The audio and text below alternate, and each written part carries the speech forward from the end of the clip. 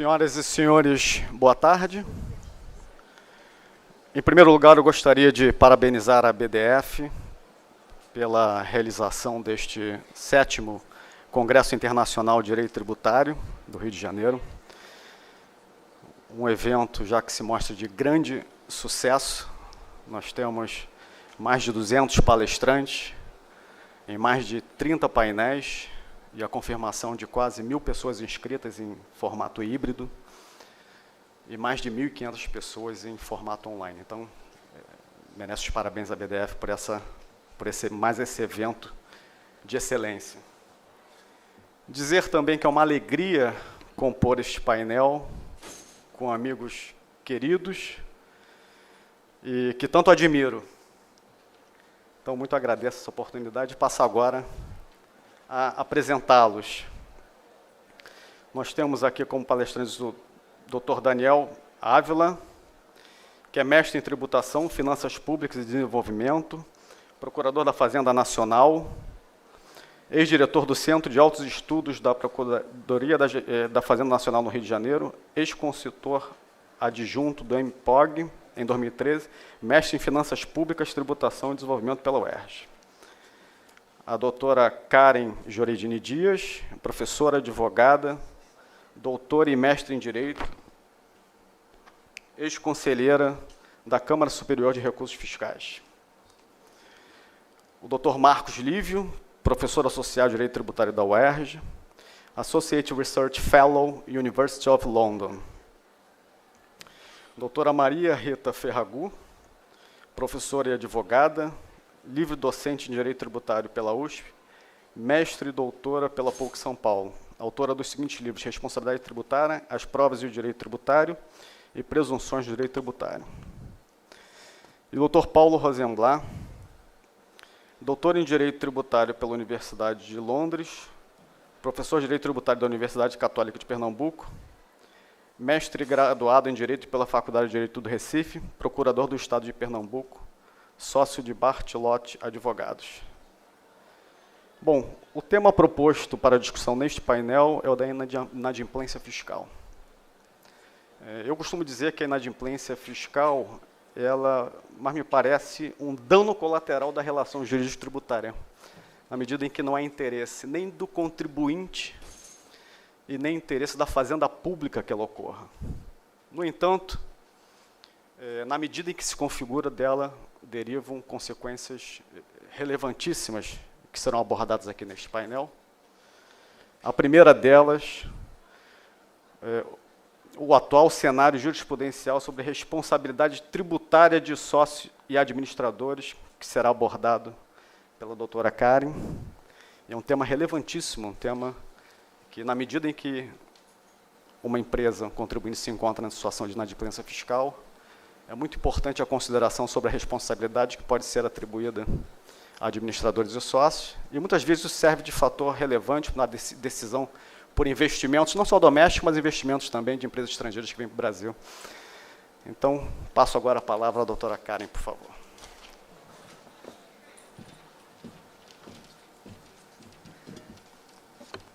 Boa tarde a todos. Queria cumprimentar, agradecer à BDF, cumprimentar todas as senhoras, os senhores, a mesa. É um prazer estar aqui com grandes amigos. E eu vou iniciar aqui, a gente tem pouco tempo, trouxe uma apresentaçãozinha. Na verdade, o meu tema aí, foi até alertada, a gente vai ter um painel específico que vai tratar de grupo econômico. Então, eu vou me ater à responsabilidade, efetivamente, de sócios e administradores da pessoa jurídica. Quando a gente pensa nisso, a primeira coisa temos duas regras completamente diferentes. Nós temos uma norma, que é a norma de incidência do crédito tributário, onde está lá na sujeição passiva o contribuinte, ou o responsável legal, né, o sujeito passivo original do crédito tributário. E nós temos uma outra norma, que é a norma da responsabilidade, que pode ser aquela responsabilidade solidária como pode ser a responsabilidade pessoal, que também não deixa de ser solidária, porque eu tenho o lançamento do crédito tributário e depois a responsabilidade pelo 135, se discutiu no passado se haveria uma substituição, se seria uma responsabilidade por substituição do polo passivo, mas, na verdade, eu tenho, em via de regra, assim que se faz mesmo, até por conta da decadência, a constituição do crédito tributário e a responsabilidade pessoal do sócio ou administrador da pessoa jurídica. São pressupostos fáticos completamente diferentes. O pressuposto fato da incidência tributária é a circulação da mercadoria, o auferir renda. O pressuposto fático da responsabilidade pelo 135 do Código Tributário Nacional vai ser um ato específico praticado com excesso de poder, infração à lei, estatuto ou contrato social. Necessariamente, portanto, eu preciso ter a individualização da conduta, e eu inicio dizendo isso. Preciso ter essa individualização da conduta, porque senão eu não tenho pressuposto fático para a incidência dessa regra. Muito bem, quando a gente pensa nessa responsabilidade, a gente tem que lembrar que eu tenho, além do 135, eu tenho também um 134, que seria na sociedade de pessoas, que é uma responsabilidade mais automática, ou seja, o empresário daquela sociedade de pessoas vai lá, pede a baixa da inscrição da empresa, ainda que ela tenha dívidas. Nada impede que dívidas sejam lançadas posteriormente à baixa, ou que a baixa ocorra, inclusive, mediante a existência de dívidas, mas elas podem ser redirecionadas para o sócio, e aí ele vai alcançar até o limite da liquidação dos haveres dessa sociedade.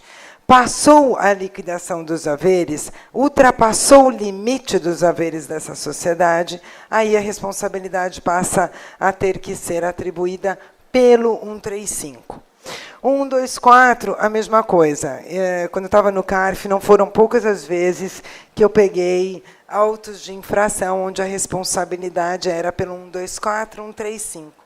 E as pessoas diziam, puxa, mas o auditor fiscal tem que escolher entre o interesse comum e a responsabilidade pessoal por uma infração à lei ou ao estatuto.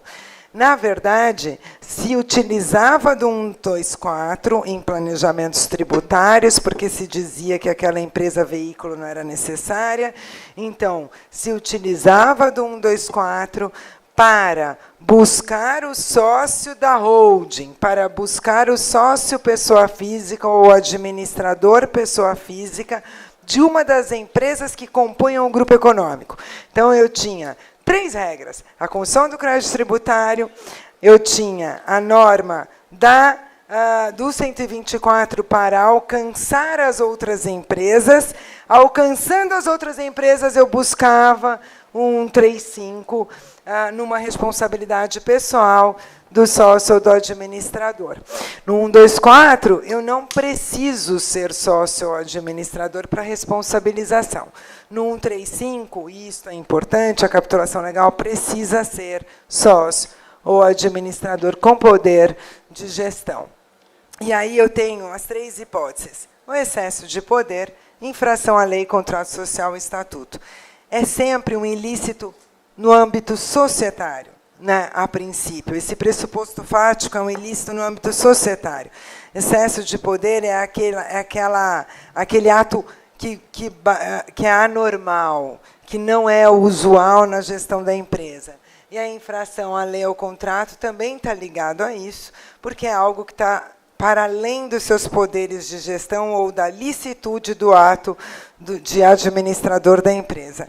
E aí, por que, Karen, você coloca a dissolução irregular aí no meio? Eu coloco a dissolução irregular porque ela é um ilícito. E ela é um ilícito no âmbito societário também. Eu fiz uma dissolução irregular da sociedade, seja porque eu fiquei inativa e não informei a Receita Federal, não fiz aquela declaração provisória de inatividade, seja porque eu não funciono no endereço indicado, todos os indícios que presumem, e a jurisprudência aceita essa presunção de dissolução irregular. Muito bem. E por que eu estou distinguindo ela dos atos de excesso de poder e infração à lei? Para mim, por uma questão clara. a dissolução irregular admite o redirecionamento na execução fiscal. Inclusive, a contagem do prazo da dissolução irregular, eu vou ter que olhar para aquele julgamento da accionata. Se os atos aconteceram antes ou depois da citação da execução fiscal para a contagem do prazo de 5 anos, ou se essa dissolução ocorre no meio do caminho. E aí eu admito o redirecionamento. Eu tenho para mim a convicção, apesar de não ser esse o entendimento da Procuradoria da Fazenda Nacional, tenho para mim a convicção certa, e vou concluir por quê, que nos casos de excesso de poder, infração à lei, contrato social e estatuto, eu não tenho hipótese de sucessão. A dissolução irregular é uma responsabilidade pessoal do 135, que também é uma sucessão, porque eu tenho uma previsão de sucessão, ainda que pela jurisprudência, na dissolução irregular. Os demais atos, não. Eles precisam passar pelo devido processo legal. Eu preciso da individualização da conduta, seja na constituição do crédito tributário, seja em momento posterior. Este é uma questão que a gente discutia muito no CARF. Me lembro de ter discutido isso muito com Marcos Neder na Câmara Superior, até por conta de uma instrução normativa que, quando ele saiu, foi ser secretário, ele redigiu essa instrução normativa no sentido de que precisaria ter o devido processo legal nessa responsabilização do 135.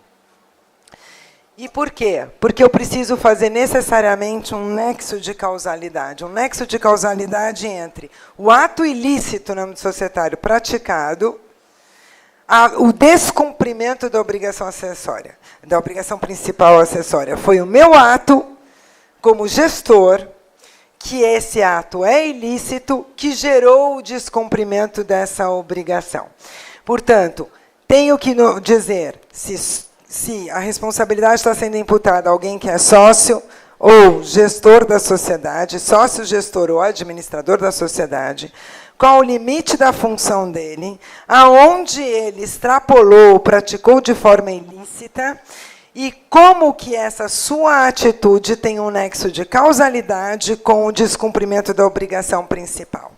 Eu trago por analogia o parecer normativo COSIT 4 de 2018, apesar dele vir para defender um alargamento da hipótese de responsabilização do 124, que é de grupo econômico, ele veio para fundamentar, lastrear, orientar a Procuradoria, a fiscalização e a Procuradoria em como fazer essa responsabilização de grupo econômico, mas ele cai como uma luva para o 135 também, na parte em que eu acho que ele é muito técnico e bom. E que parte é essa? Quando ele diz, não existe essa responsabilização pessoal por atacado. Não existe a responsabilização pessoal só pela função ou pela qualidade de sócio. É necessária a motivação, é necessário o devido processo legal. Inclusive, inicialmente, eu defendi, e era um entendimento em algumas vezes colocado, num estudo que a gente fez aberto, filmado na Getúlio Vargas, estava até a professora Maria Rita, que é a dona dessa matéria, e qualquer dúvida depois da minha fala, é só perguntar para a Maria Rita.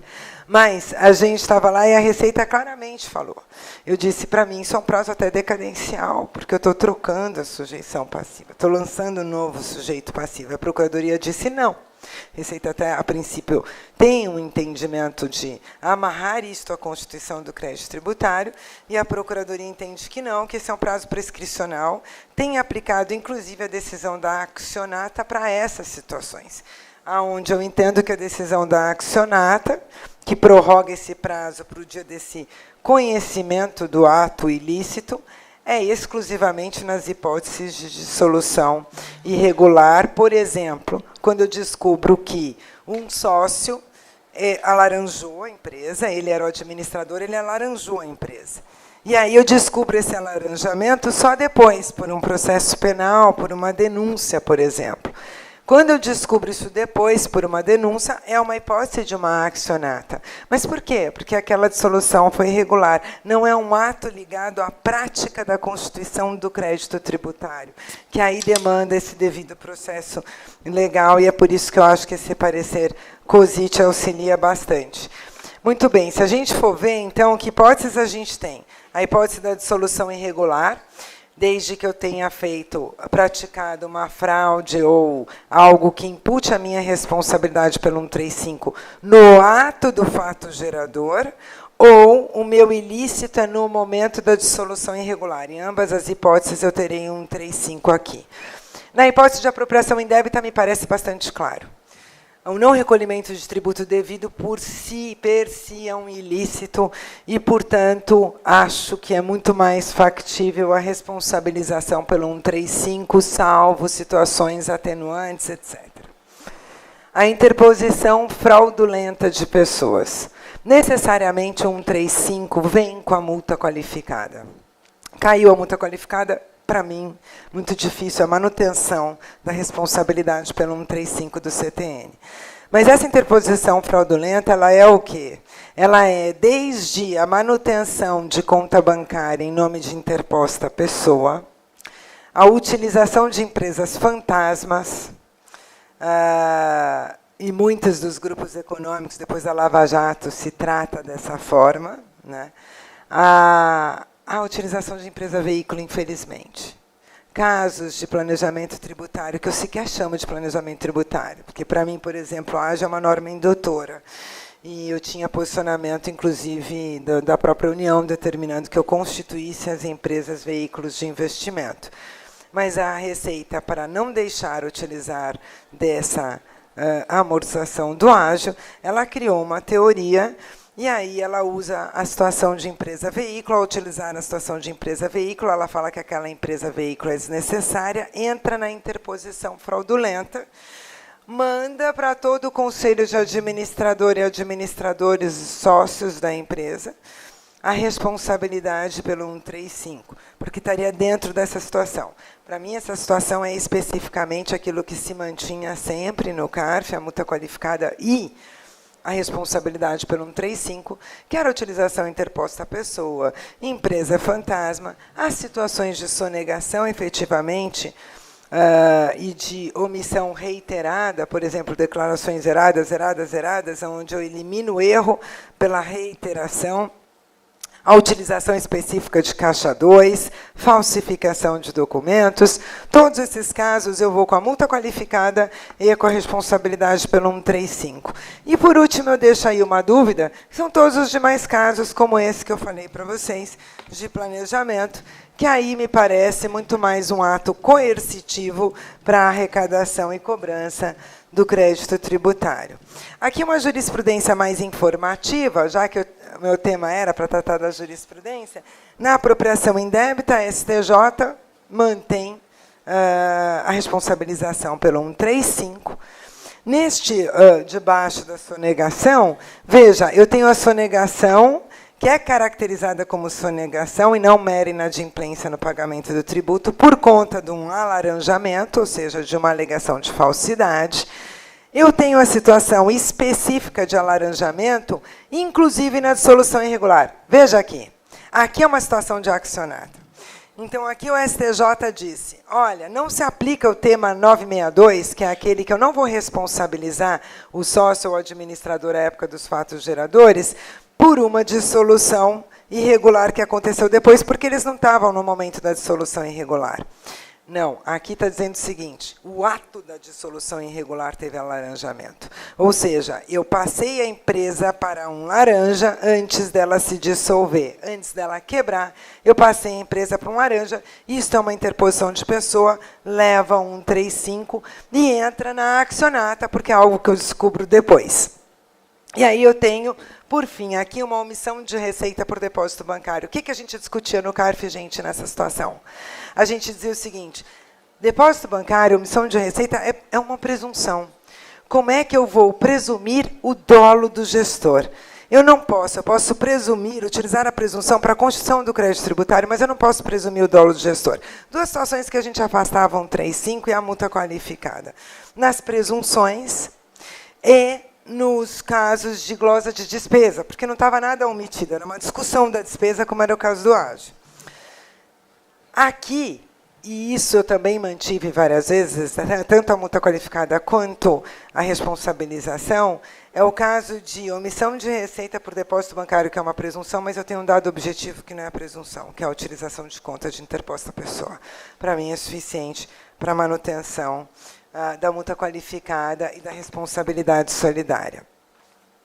Aqui a gente tem uma decisão antiga, importantíssima do Supremo Tribunal Federal, que é aquela que veio dar a inconstitucionalidade da legislação do INSS, que determinava a responsabilização por atacado de todos aqueles estatutários. Essa decisão ela é ótima, porque ela diz que não existe isso.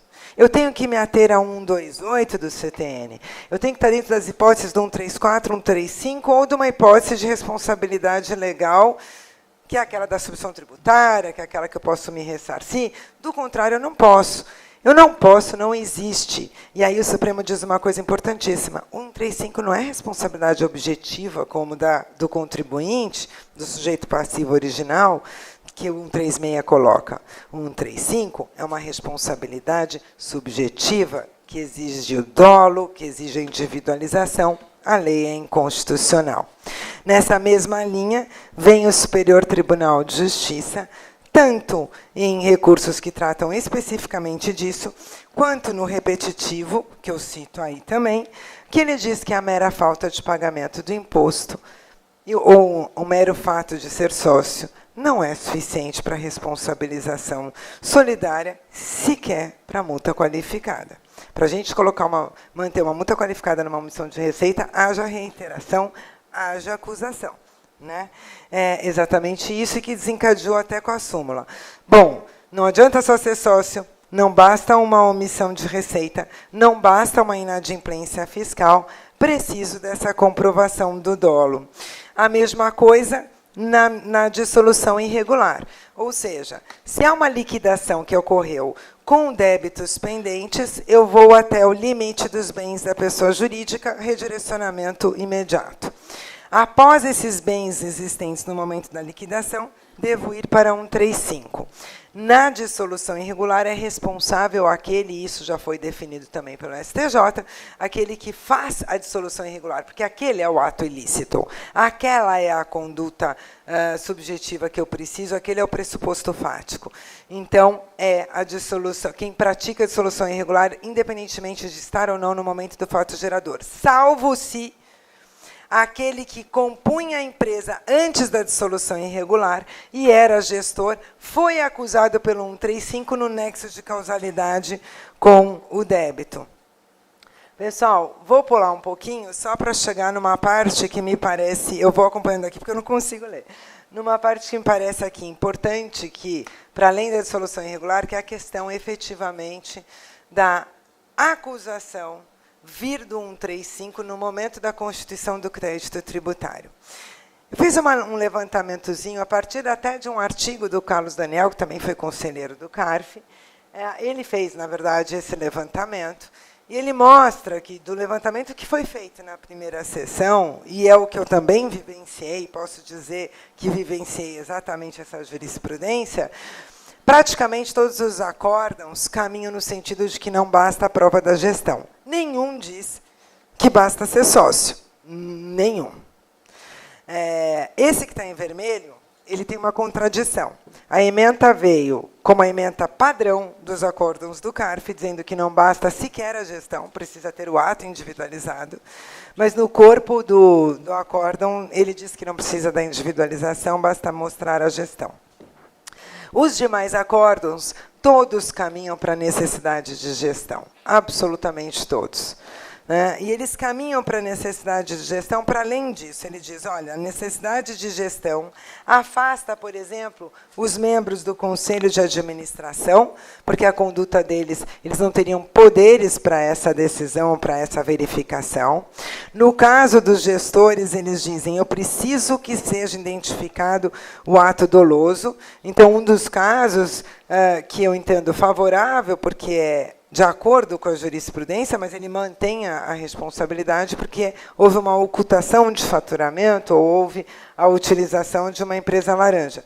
Mas é sempre nesse sentido, determinando que o 135 exige essa individualização tanto da função que exerce, a prova da função que exerce, a prova da conduta individualizada, uma acusação para cada solidário, sem acusação por atacado, o nexo daquele ato com a falta do pagamento do imposto ou a apuração do crédito tributário. Sem isso, essas acusações tendem a cair pela jurisprudência do CARF. Inclusive, aqui eu trago uma da Câmara Superior, que é interessantíssima, onde até seria uma hipótese de qualificação da penalidade, porque houve a utilização de empresa fantasma, se juntou 124 com 135 para justamente fazer aquilo.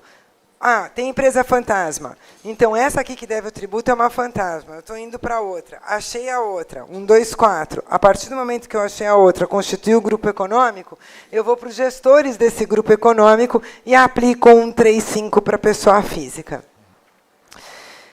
Foi mantido o crédito tributário, foi afastada a responsabilidade, apesar de tudo isso, porque não foi individualizada a conduta.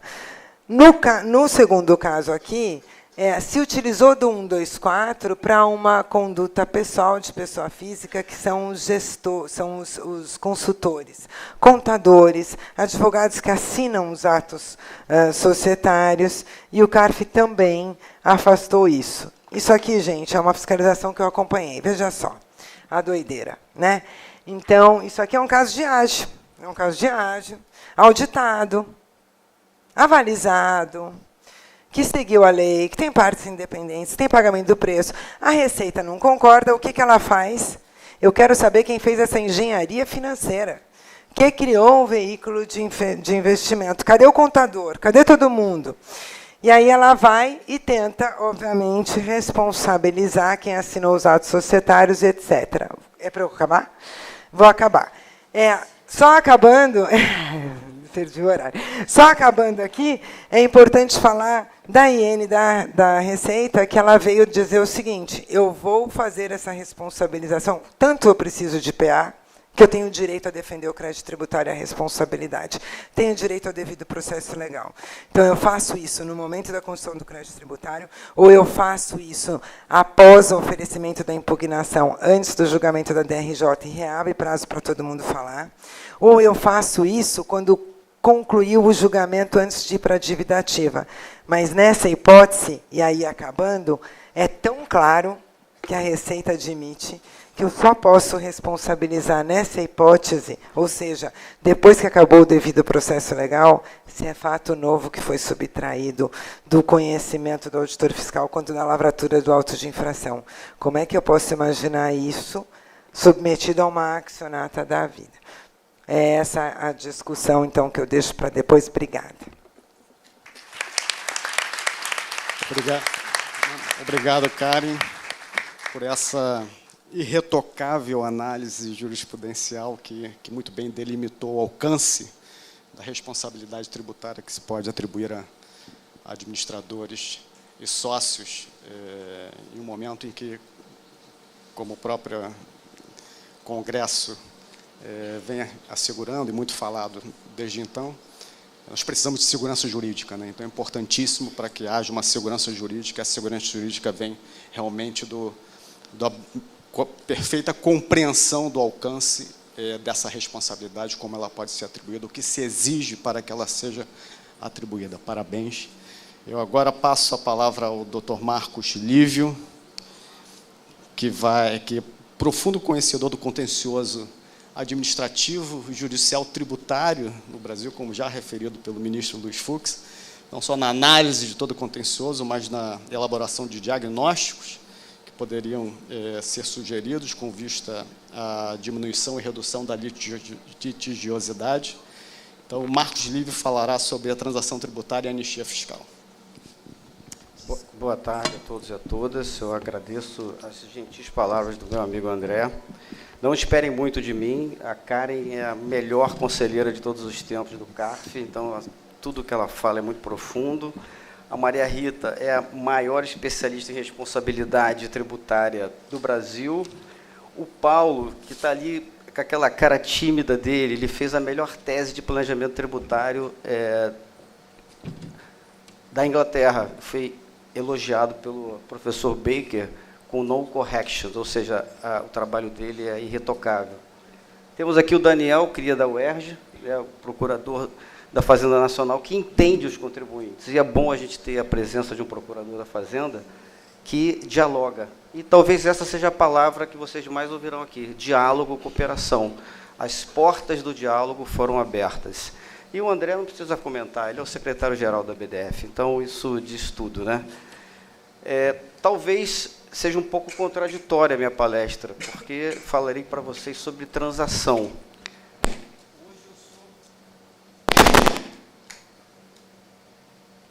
Alô? Hoje eu sou um advogado especializado em contencioso tributário. Então, tudo que eu falar aqui que não der certo, podem me procurar, que eu terei uma solução para vocês. Então, eu sou advogado especializado em litígios complexos. Então, não sei por que me colocaram para falar de transação. Talvez esteja tudo combinado, né? Se vocês não conseguirem, no final da palestra eu vou deixar os cartões ali. Como eu não posso fazer propaganda e ainda não... para pagar essa...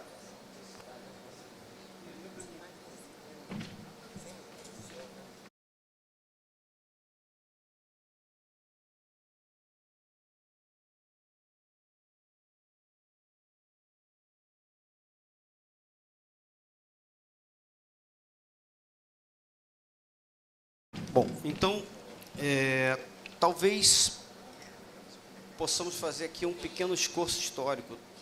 Estamos num momento ímpar. Depois de 25 anos de magistratura, eu vejo uma alta litigiosidade, talvez a mais alta litigiosidade já assistida no Brasil, após a regulamentação derivada da Constituição de 88. O secretário da Receita, Jorge Rachid, está aqui, sabe muito bem a legislação de 1995, 1996, 97, foi paradigmática e estruturou todo o nosso sistema tributário. Mas parece que o sistema tributário saturou, ele chegou ao limite. E esse limite vem sinalizando que algo precisa ser feito. O Conselho Nacional de Justiça, tive a oportunidade de trabalhar como ministro dos FUCs, como secretário especial de programas, pesquisa e gestão estratégica, mapeou todos os problemas. Numa parceria com a Receita Federal, fizemos 2 diagnósticos, um sobre o contencioso judicial e outro sobre o contencioso administrativo. Não havia nenhum tipo de relatório nesse sentido no Brasil, ou seja, sabíamos das mazelas, mas não sabíamos exatamente o que iríamos achar. E esses 2 relatórios, com 350 páginas cada um, apontaram o seguinte: o sistema tributário faliu, o sistema processual tributário ele não dá mais vazão aos problemas que aqui estão. Constatamos ali que existe hoje 75% da dívida ativa correspondente a um PIB, 75% do PIB. A dívida ativa hoje constitui 75% do PIB.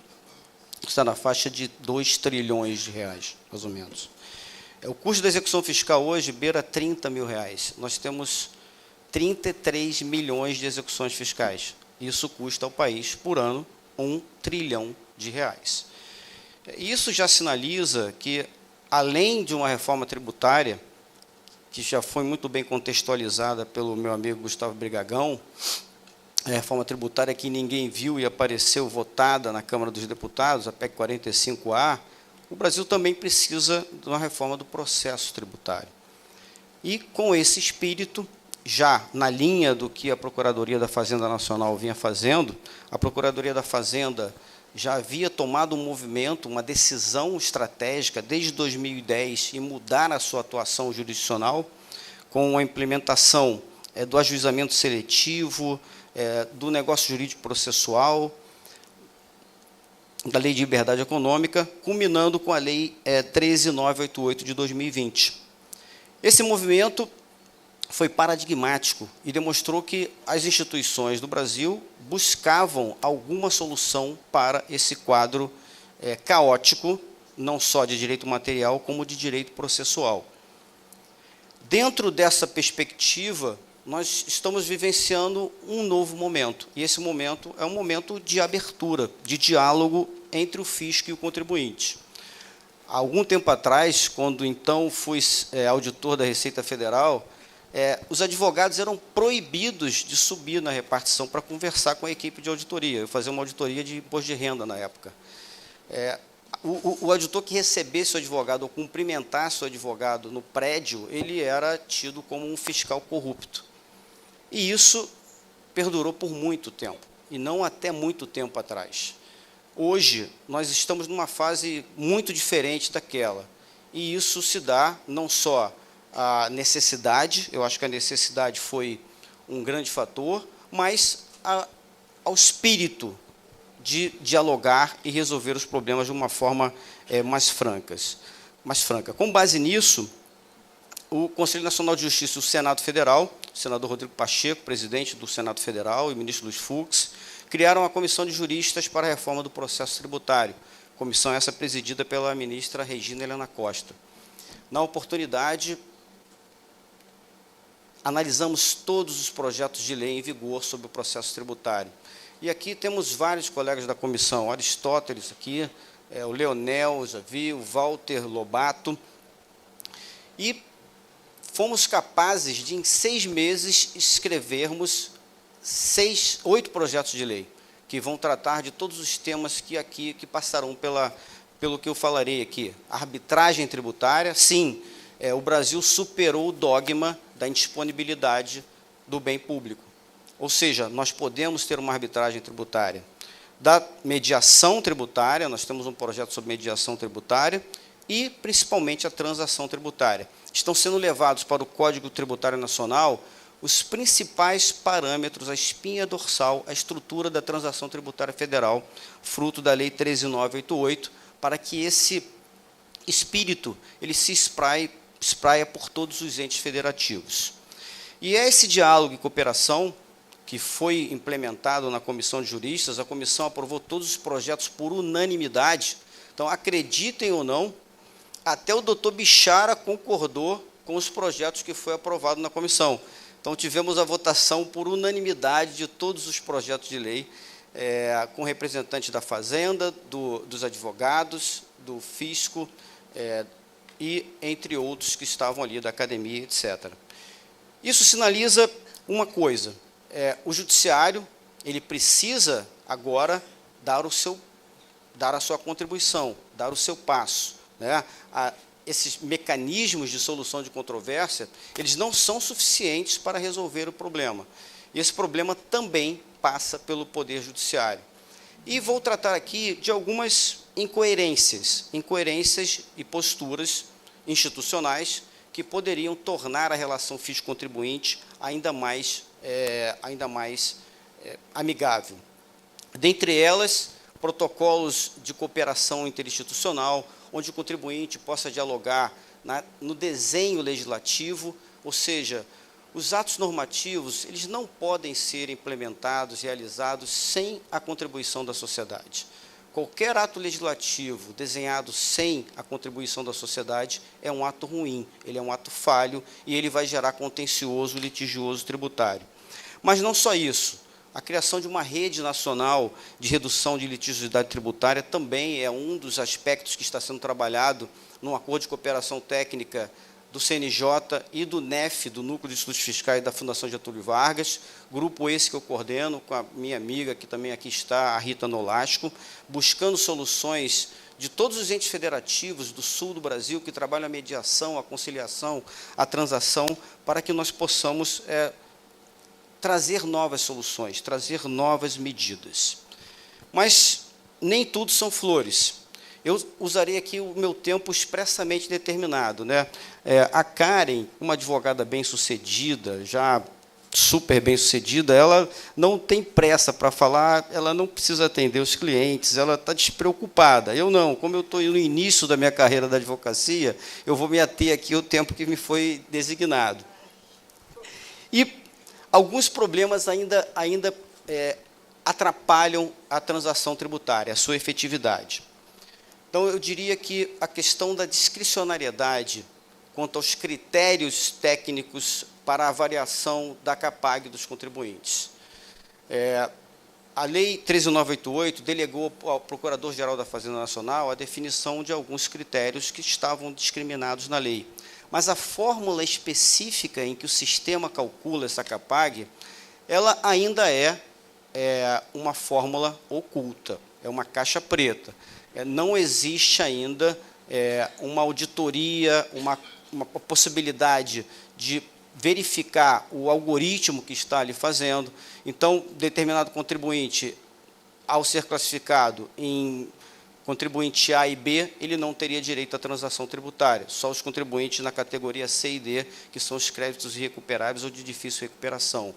Então, é necessário que haja transparência em relação a esses critérios que estão norteando o sistema que é utilizado pela Procuradoria da Fazenda Nacional em termos de jurimetria.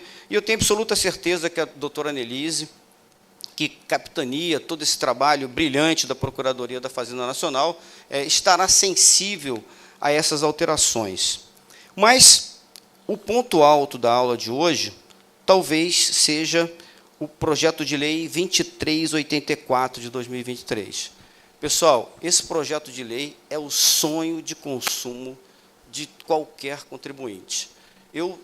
Na leitura do projeto de lei, eu fiquei imaginando o que poderia não estar constando dessa iniciativa legislativa que não pudesse trazer medidas para desjudicialização. E, falando em desjudicialização, é interessante que a gente faça um comentário, né? O projeto de lei 2384, ele promoverá, inevitavelmente, uma desjudicialização maciça de demandas no Poder Judiciário. Por quê? Tudo que for votado com o voto de qualidade permitirá que se faça uma transação em condições não menos favoráveis das transações que hoje são feitas.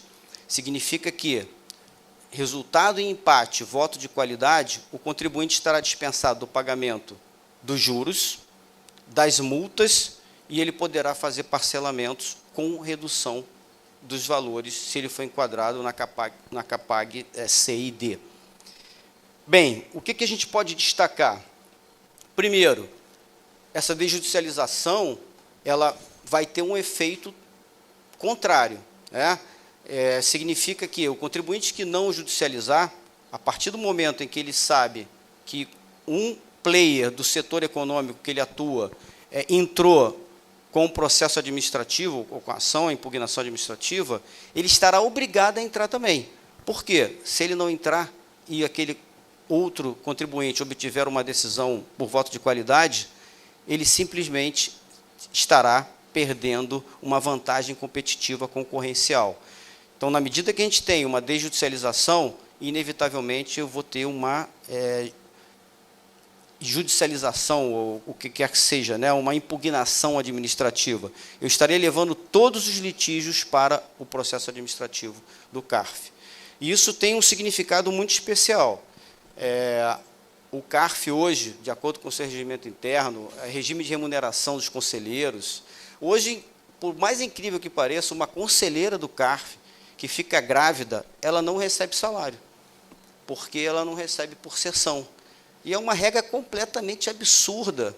E nós não podemos aceitar isso e delegar a função de julgar valores absurdamente altos, questões absurdamente técnicas, a pessoas que não têm nenhum tipo de estabilidade funcional ou garantia funcional.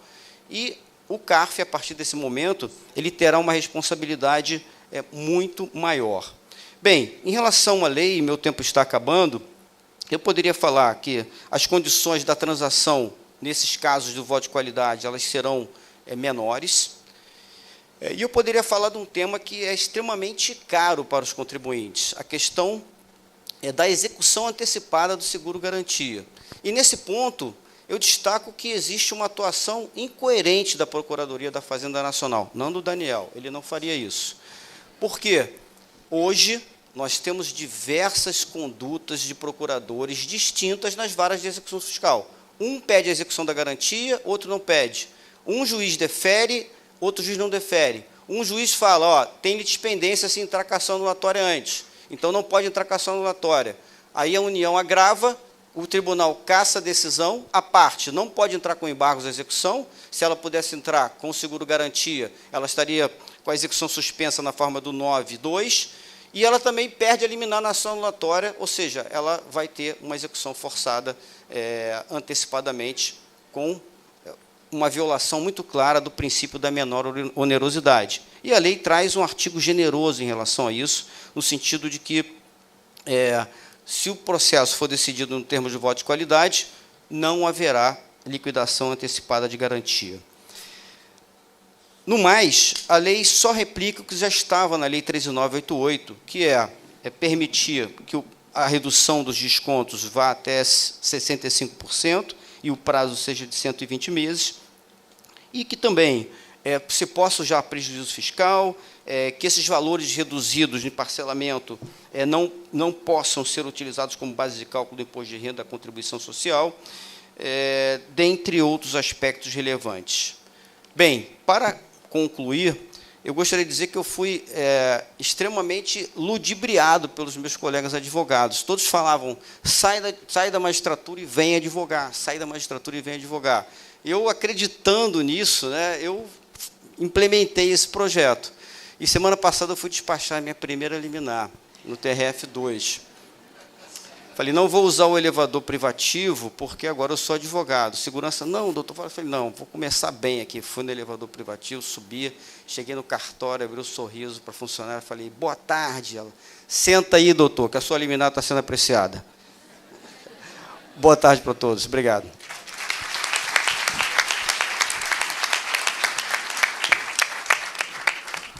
Obrigado, Marcos Livres, por trazer esse tema tão relevante, essa referência à litigiosidade, o que pode ser feito para aprimorar o sistema e essas questões relacionadas à transação. A transação que vem evoluindo ao longo dos anos e muito em função da própria reação dos contribuintes e a experiência, não só dos contribuintes, como da própria Procuradoria da Fazenda, na discussão dos diversos casos, distintas situações. Essa questão do CAPAG é uma questão muito interessante, realmente precisa ser revista, precisa ser discutida de maneira transparente e ampla, porque não se pode utilizar um retrato de um período que pode não refletir a realidade da empresa naquele momento, por exemplo, da negociação no âmbito da transação, mas esperamos que essa experiência ela venha contribuir para a evolução ainda maior da transação e que muitos desses benefícios que vêm sendo referidos por você no projeto de lei, eles tornem realidade, e isso contribua cada vez mais para essa relação, Daniel, fisco-contribuinte, fazenda-contribuinte, ela venha a ser uma relação de maior harmonia e de maior cooperação, ao invés de oposição. Então, com isso, gostaria de passar agora a palavra à doutora Maria Rita Ferragut, que vai falar sobre o prosseguimento da execução fiscal na recuperação judicial e falência. Boa tarde a todas e a todos. Gostaria inicialmente de cumprimentar aqui meus companheiros de painel, também cumprimentar a BDF pelo congresso, que é sempre um sucesso, essa programação está impecável. Queria dizer a vocês que eu genuinamente estou muito feliz de estar aqui no Rio de Janeiro. Essa cidade é linda e ela acolhe como nenhum outro lugar. Então, é para mim uma grande alegria poder estar aqui falando um pouquinho hoje sobre execução fiscal, recuperação judicial, falência. Claro, gente, que esse não é um tema tão legal quanto responsabilidade tributária. Sem dúvida, a responsabilidade tributária é mais legal, mas eu queria mostrar para vocês como que esse tema hoje, né, de execução, prosseguimento da execução, RJ, é um tema que precisa ser visto com mais carinho pelos tributaristas. Nós tivemos 2 grandes eventos que, na minha avaliação, fizeram com que nós tivéssemos aí uma mudança de chave, né?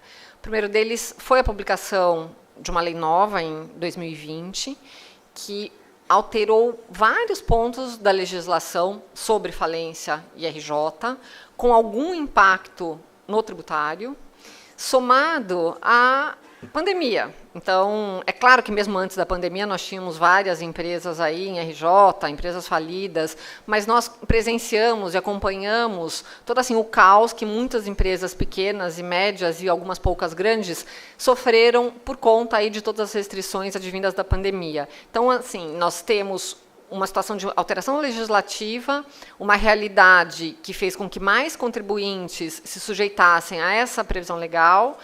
Temos uma pretensão legítima por parte da administração fazendária de recuperar o crédito tributário que é devido. E como é que a gente faz com tudo isso, né? Então, para contextualizar vocês, eu coloco que nós temos uma situação de contraposição de valores. Assim, temos um lado, quando a gente pensa numa execução fiscal, a necessidade do fisco garantir o adimplemento daquela obrigação tributária, caso ele se sagre vencido, né? Então, nós temos aí uma indisponibilidade, uma necessidade de realmente ir atrás daquele crédito tributário, né? A eficiência da execução fiscal. Em contrapartida, a necessidade de você preservar minimamente a saúde financeira daquele devedor para que ele consiga honrar com as dívidas tributárias e não tributárias. Então, assim, não dá para ser muito rígido com aquele devedor, porque senão ele deixa de ser ativo e não vai conseguir pagar nada, nem o tributário, mas também eu não posso liberar totalmente de forma que alguns créditos privados sejam adimplidos e o crédito tributário seja absolutamente esquecido, porque assim, é inviável numa execução fiscal conseguir recuperar aquela dívida. Então, existe essa contraposição de necessidade da efetividade da execução vis-à-vis com a preservação da empresa. Somada a isso, temos uma outra questão que ela é muito delicada e que diz respeito à necessidade de certidão de dívida ativa, né, da CND, para que a recuperação judicial seja processada. Isso, pessoal, está na lei. Então, assim, eu preciso da certidão de dívida ativa. Existe uma previsão de que a legislação dos entes políticos, aí, credores, eles devem regular a possibilidade de meios alternativos de cobrança, especificamente de transação tributária ou parcelamento, para que aquele devedor tenha uma condição melhor para pagamento. Então, na lei, isso já existe. O problema que nós temos é que nem todos os entes políticos possuem essa legislação e o judiciário, entendendo que, muitas vezes, aquele devedor não conseguirá obter uma certidão negativa, ele suspende a eficácia do dispositivo que impõe a necessidade de CND. Então, assim, quando nós analisamos a legislação, eu preciso ter a CND para que a minha recuperação judicial seja processada. Na prática, eu tenho uma quantidade imensa de liminares que afastam essa obrigatoriedade e que faz com que, embora exista a previsão legal, ela acaba não sendo assim tão necessária e o devedor segue da discussão do plano de pagamento dele na esfera privada. Então, eu negocio dívidas trabalhistas, eu negocio com bancos, eu negocio com outros credores e deixo o meu crédito tributário, que normalmente é alto, quando eu estou falando numa empresa em RJ ou em falência, esquecido, porque eu não preciso de CND. Uma execução fiscal, como vocês sabem, demora anos, anos e anos. Como o Marcos Lívio comentou aqui, são 33 milhões de execuções fiscais, e é esse meio que se tem de exigir esse crédito tributário. Como é que fica, né? Como que eu consigo viabilizar a adimplência desse crédito tributário se o fisco ganhar, né? Então, assim, essa é toda a discussão que aqui ela foi colocada, e eu pretendo trazer para vocês assim 3 pontos que são assim fundamentais para que a gente consiga entender todo esse contexto e qual é a posição hoje da administração pública e o que deve ser visto aí pelos contribuintes, tá? Então, meu primeiro ponto é, se eu tenho o deferimento de uma RJ, né, a execução fiscal, ela suspende, né, ou não? Ela prossegue normalmente. Se ela prosseguir, tá, qual é a forma de prosseguimento dessa execução? Pode haver um conflito de competência entre o juízo da execução e o juízo da falência, da RJ?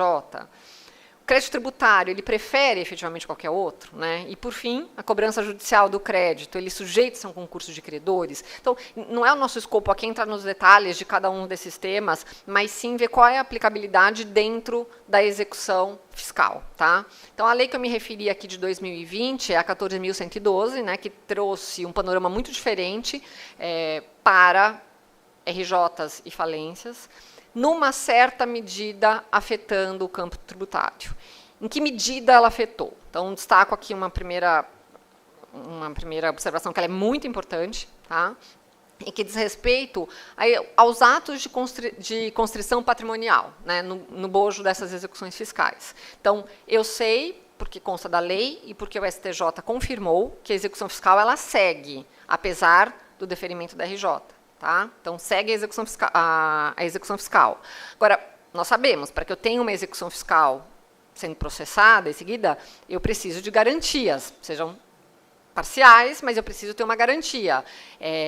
Se eu não tiver bens para dar em garantia, o que é uma situação mais rara, está fora aqui da nossa discussão. Normalmente, essas empresas elas possuem garantias, mas são garantias reais, que têm outra preferência, ou são garantias que vão ser utilizadas aí para pagamento de créditos trabalhistas. Né? Então, como é que eu faço, dentro desse juízo de necessidade de garantir a minha execução fiscal com a perspectiva aí de RJ, né, ou da falência?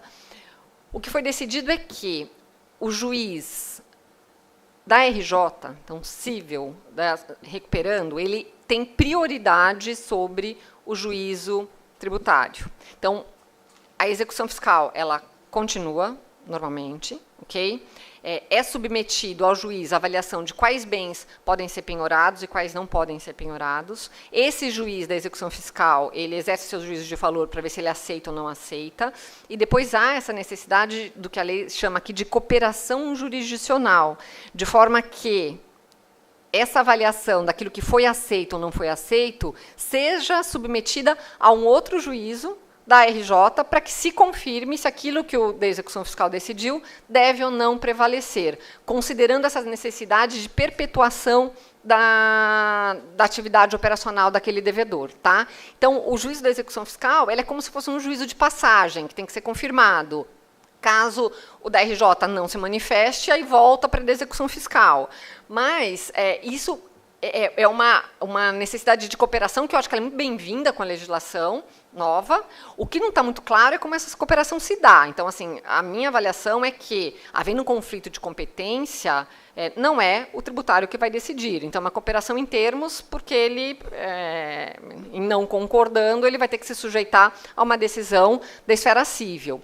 O STJ ele já se pronunciou por meio desse repetitivo, que inicialmente foi afetado, né, era um repetitivo, o 987, depois ele foi desafetado, tá, por conta aí de uma perda de objeto, porque nós tivemos uma alteração da legislação, e a legislação nova ela só confirmou o que o STJ já vinha decidindo, no sentido de que a segunda seção é a competente para dirimir conflitos de competência entre tributário e falimentar. Tá? E, então, prevalece a segunda seção para dispor sobre essas matérias. Um ponto que também aqui é interessante é que o STJ, quando ele desafeta não por conta desse mérito, mas sim por conta da inovação que se teve aí na legislação, e ele reitera todas essas premissas que eu passo aqui para vocês nesses slides seguintes, no sentido de que a execução ela tem que continuar, porque o crédito tributário ele precisa ter um processamento adequado para que ele seja, ainda que parcialmente, adimplido. Então, isso foi reiterado nessas decisões. Tá? O que me chama, e o TRF também vai na primeira linha, na mesma linha, obviamente, porque a primeira sessão fechou essa matéria. O que eu acho que ganha aí, pessoal, assim, um impacto muito grande para as nossas execuções fiscais uma outra um outro ponto que foi trazido aí pela 14.112, que é o fato dela prever que agora o crédito tributário ele pode ser discutido no bojo da RJ e que aquele devedor ele tem a possibilidade ou obrigação, é uma leitura possível, tá, de transacionar aquela dívida. Porque até então você não tinha CND, tá, até 2020, você não tinha CND, a discussão tributária era totalmente alheia aos créditos privados, E aquele devedor não tinha capacidade de pagamento para saldar com tudo. Agora, a legislação veio dizendo o seguinte, olha, você devedor, você pode trazer esse teu débito, ainda que na execução fiscal, mas para discussão no juízo falimentar. E você terá a oportunidade de pagar essa tua dívida em até 120 meses. Para débitos federais, você poderá parcelar, não em 120 meses, mas você pode pagar ou em 120 se você quiser, ou se você não quiser, você utiliza prejuízos fiscais para saldar 30% daquela dívida, e o teu saldo você parcela em 84 vezes. Então, devedor, vem para cá para tentar efetivamente se regularizar para que você consiga sair da RJ. Então, veja, antes não havia muito essa possibilidade porque as duas esferas não se conversavam. Agora, esse diálogo foi instaurado por meio da lei. Como é que está a prática? Muito devagar, mas é uma legislação muito nova. Então, assim, eu sou otimista, eu acho que nós demos um passo aí que ele é importante para as empresas nessa situação, tá?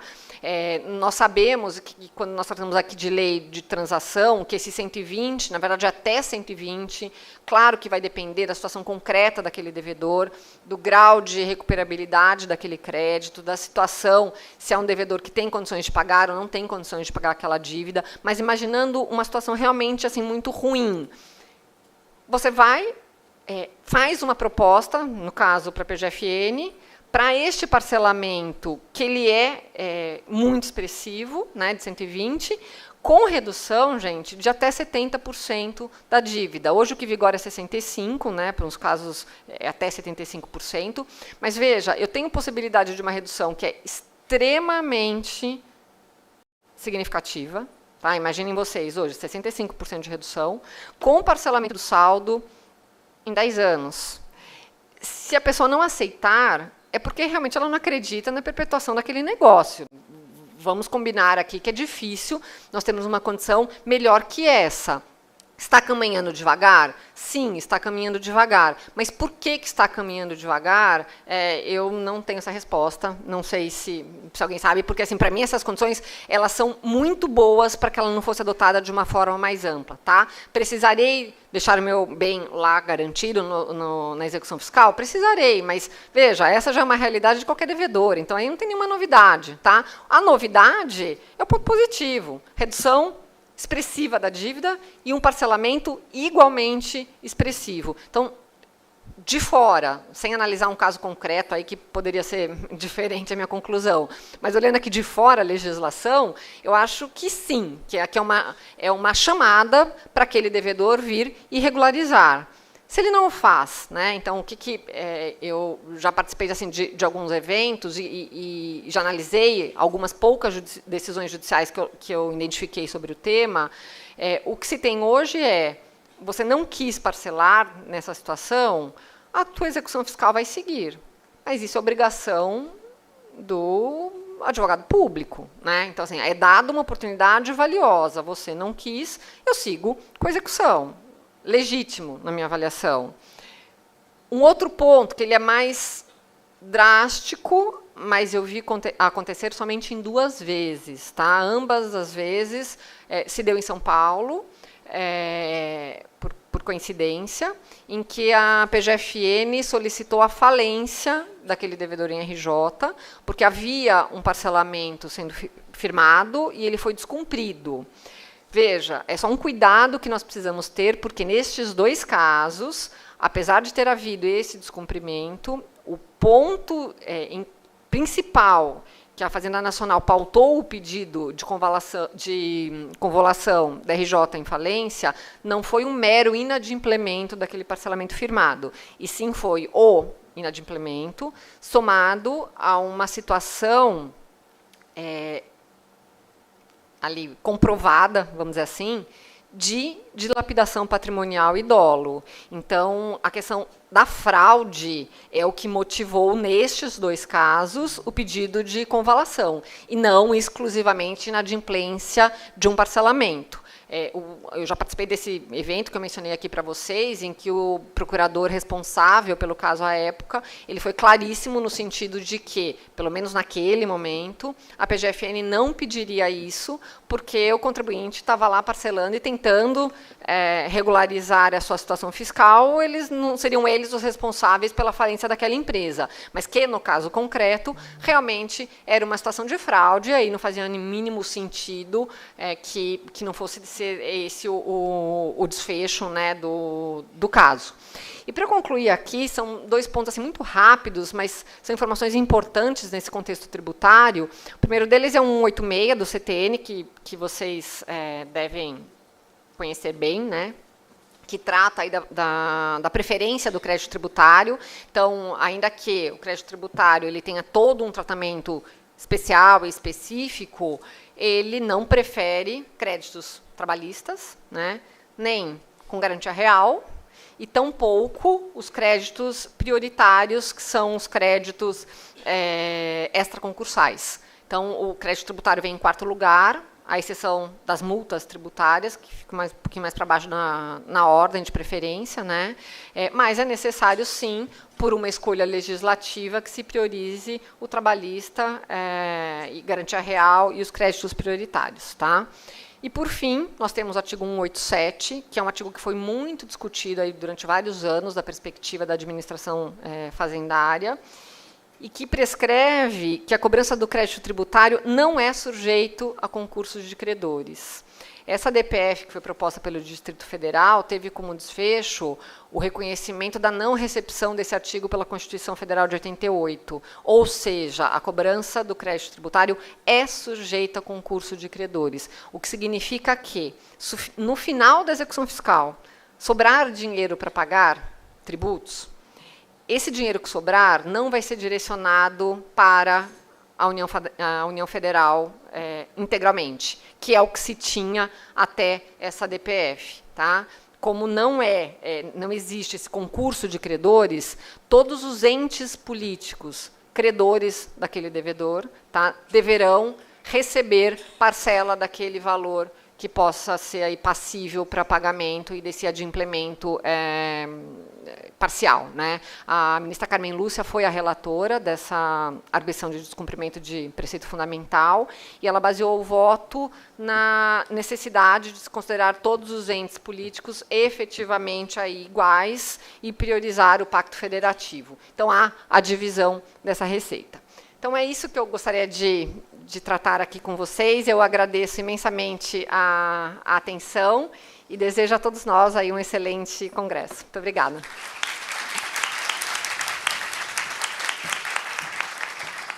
Muito obrigado, Maria Rita, pela precisa colocação do tema e das questões a ele relacionadas, em especial a evolução positiva do tratamento que vem sendo atribuído a essa matéria, considerando que o juízo da recuperação é aquele que, também na minha opinião, aquele que tem uma condição mais apropriada para a análise da situação de uma empresa em recuperação judicial, só pelo fato de aqueles que conhecem o tema, toda a documentação que é submetida à recuperação judicial, balanços, demonstração de fluxo financeiro, de pagamentos, informações que são importantes para a avaliação do contexto, porque não se pode considerar o crédito tributário isoladamente das outras obrigações que existem no âmbito da recuperação judicial, que também precisam ser sopesadas no momento de se determinar um plano de pagamento que seja suficiente. E aí, nesse contexto também, um desafio, que é o desafio de tentar conciliar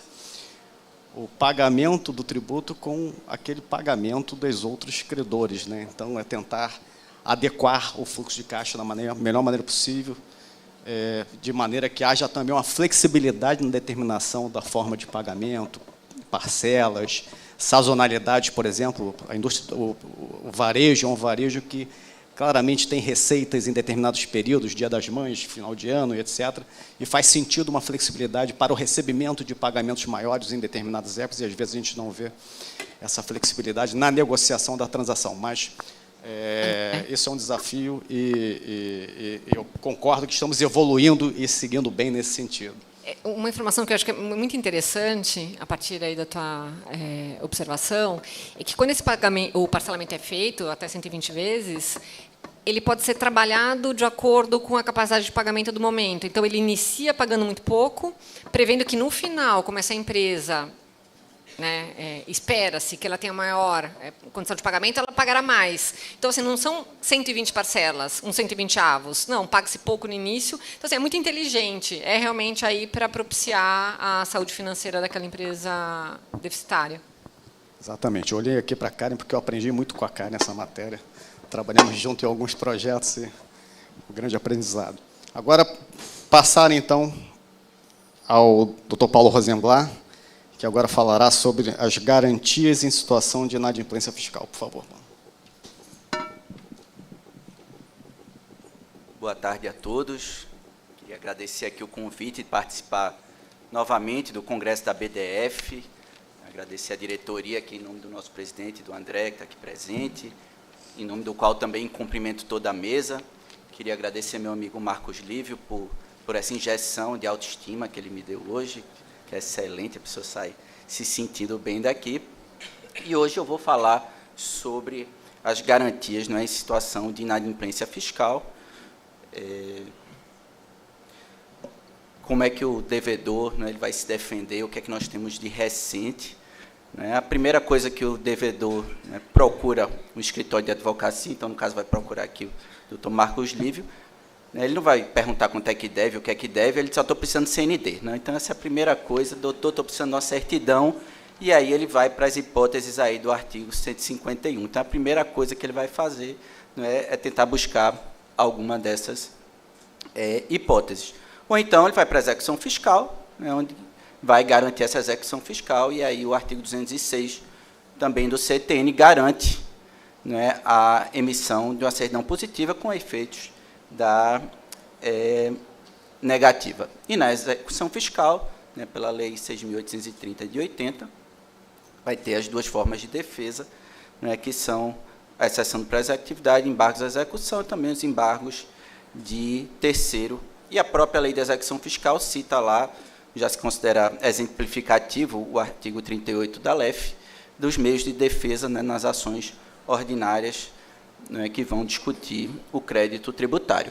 Mas a mim me coube hoje falar sobre algumas questões relacionadas à defesa na execução fiscal. E eu me recuso, né, a chamar a execução fiscal de velha, porque ela foi editada no ano que eu nasci, e aí eu prefiro dizer que ela está com alguns problemas e precisa ser resolvida aí nesse caminho, né? Aristóteles, o Marcos Lívio já tem trabalhado nisso, nos projetos de lei, tomara que ela, né, seja substituída, ou seja alterada ou aperfeiçoada, porque, né, nos últimos 20 anos tivemos poucas alterações, sobretudo para incluir duas novas modalidades de garantia, que são o seguro-garantia, né, e a fiança bancária, e as regras sobre prescrição intercorrente. Então, a lei de execução fiscal é pouco alterada, embora tão criticada. E o que é que eu trago aqui hoje para a gente discutir são algumas decisões recentes, porque, embora a lei de execução fiscal, né, se mantenha a mesma, né, nesses 43 anos, ela vem sendo construída diuturnamente pelos nossos tribunais. Né, no silêncio do legislador, na inércia do legislador, o Poder Judiciário vem sendo chamado, né, para resolver uma série de questões, né, que vão surgindo e que não têm uma resposta legislativa à altura. Então, eu separei alguns precedentes do STJ e também do STF, o que a gente tem em 2023, porque, se você olhar os últimos anos, né, não ia caber nesses meus 15 minutos falar sobre a quantidade de decisões em matéria de execução fiscal. Então, qual é a primeira? É uma decisão agora da primeira turma do STJ, foi de março, agora de 2023, na qual se discutiu a possibilidade de substituição da fiança bancária por seguro-garantia. O STJ já tinha formado jurisprudência que não era possível, em momento algum, a substituição do dinheiro como garantia. Então, uma vez que, né, seja dado dinheiro em garantia por meio de um depósito, ou que haja o seu bloqueio judicial, né, esse dinheiro só sai depois do trânsito em julgado. Né, então, não é possível substituí-lo por qualquer outro tipo de garantia. E o que é que se discutiu aqui? Se eu posso, então, já que estão no mesmo dispositivo da lei de execução fiscal, a substituição desses outros dois tipos de garantia que sempre foram interpretados, desde a alteração da LEF, que tinham a mesma categoria do que o dinheiro, mas o STJ disse, né, tem decidido que não, estão abaixo do dinheiro na ordem de preferência de execução, e o que ele decidiu também foi que a mera substituição, né, ela depende da prova da onerosidade para o contribuinte. Então, não é somente o contribuinte querer substituir uma pela outra, a Fazenda tem que concordar, ou então ele demonstrar, mesmo que a Fazenda não concorde, de que o ônus está sendo maior. E quando é que o ônus vai ser maior? No custo da manutenção. São duas formas de garantia que tem um custo, um para uma instituição financeira, no caso da fiança bancária, e outro para as seguradoras, no caso do seguro-garantia. E elas têm valores diferentes, então você pode provar, não é, que tem um custo menor para manter uma do que a outra, e essa é a forma que o STJ entendeu que é possível haver uma substituição de uma por outra. Então, essa é a decisão, é a primeira decisão. A segunda decisão, também do STJ, mas agora da segunda turma, né, o relator agora é o Herman Benjamin, não é, que discutiu a questão da ação cautelar preparatória para fins de oferecimento de garantia. Não é, depois que se encerra o processo administrativo tributário, né, existe um lapso temporal, né, para que a Fazenda venha ajuizar a execução fiscal e que o contribuinte possa garantir. E, nesse meio tempo, o contribuinte fica num limbo, e aí, embora, né, o Código de Processo Civil tenha restringido, né, nem falo mais de novo Código de Processo Civil, porque já não é tão novo assim, mas, enfim, ele tenha restringido as cautelares, não, essa ainda é muito manejada. Perdeu muito efeito porque tanto a Procuradoria da Fazenda Nacional, como de vários estados, né, já instauraram procedimentos para oferecimento administrativo da garantia, né, na futura execução fiscal. Né, isso facilita bastante. Mas o que decidiu o STJ nesse caso? Ele disse que essa ação cautelar, né, preparatória, ela tem uma natureza de incidente processual. E por que ele decidiu isso? Porque, em geral, nesse tipo de ação, não há a oposição da Fazenda.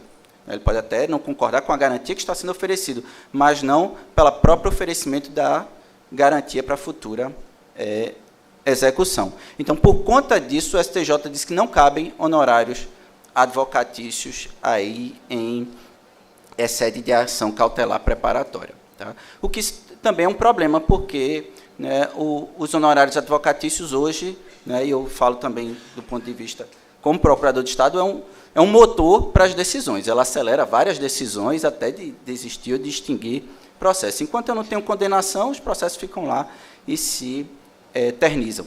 Mas, enfim. Então, o STJ, essa é uma decisão da segunda turma, né, decidiu nesse sentido. Uma terceira decisão agora também da primeira turma, do ministro Gurgel de Faria, né, que foi meu professor na Faculdade de Direito Recife, há, não vou dizer quantos anos não, mas muitos anos atrás, não é, que tratou da hipótese de dispensa de pagamento de honorários, a gente tem honorários de novo, advocatícios, nos casos de quando o exequente ele reconhece a procedência do pedido. Então, se apresenta uma exceção de pré-executividade, geralmente, talvez menos frequência em embargos à execução, para alegar, olha, houve pagamento, não é, esse débito já está extinto, já foi até reconhecido administrativamente e foi ajuizado por engano. Se a Fazenda concorda, né, há a extinção do processo e não há condenação de honorários.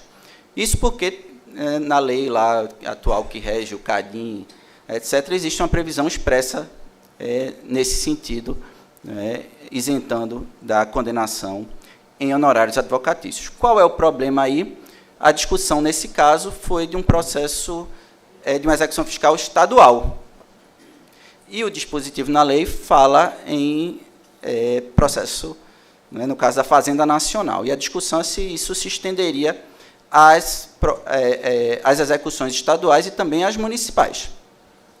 Nesse caso, né, de forma surpreendente, o STJ disse que não caberia a ele legislar, né, como se não legislasse em outros casos, né, mas, enfim, não caberia ele legislar nem dar uma interpretação extensiva nesse dispositivo, porque o dispositivo falava em Fazenda Nacional. Mas, veja, só quem pode legislar sobre processo civil, né, e também só quem pode legislar sobre honorários advocatícios é a Fazenda Nacional. Então, não faz nenhum sentido, né, haver aí uma isenção para a Fazenda Nacional e se não acompanhar os demais. De todo modo, né, ao ler a decisão, me parece que ele deixou muito em aberto que essa questão pode trazer questões federativas, de quebra de isonomia, e acredito eu que essa questão vai chegar ao Supremo Tribunal Federal, onde vai haver essa discussão aí desse dispositivo, se ele pode ser ou não pode ser estendido. Aí vai caber ao Supremo dar uma decisão em que ele, se julgar inconstitucional o dispositivo, acaba criando um problema, porque coloca o quê no lugar? Ou ele vai estender a interpretação. Enfim, a gente vai depender da criatividade suprema. Aqui eu já falei... não, ainda estou nessa telinha aqui. Então, tem a quarta decisão, já falei de 3, e já encaminhando aqui para respeitar o meu tempo aqui.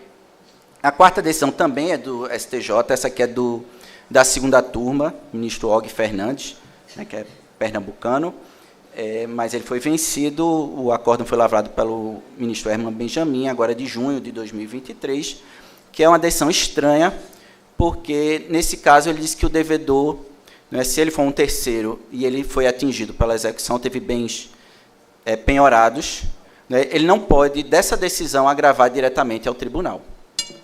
Ele teria que apresentar, interpor uma exceção de pré-executividade, ou, a depender se a execução estiver completamente garantida, apresentar uns embargos, né, de terceiros. E qual foi o entendimento do STJ aí?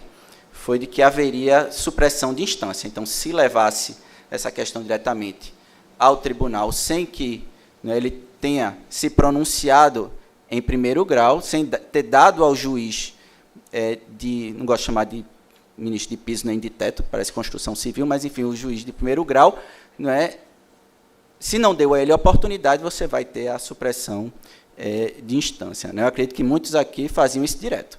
Né? Já interpunha o agravo de instrumento. Porque imagine você, como tem um cliente e ele tem um bem que foi piorado, você ainda vai entrar com essa sessão de pré-executividade ou com embargos de devedor, mesmo com pedido de urgência, você vai ficar esperando que o juiz pegue naquela execução. Ele não tem a mesma agilidade de um pedido de liminar no agravo de instrumento. Então, você vai ter que suar bem mais, não é ficar lá, subir no elevador, que não é o preferencial, né, o exclusivo do juiz, para pedir, né, para que seja apreciado esse pedido urgente em sede de execução fiscal.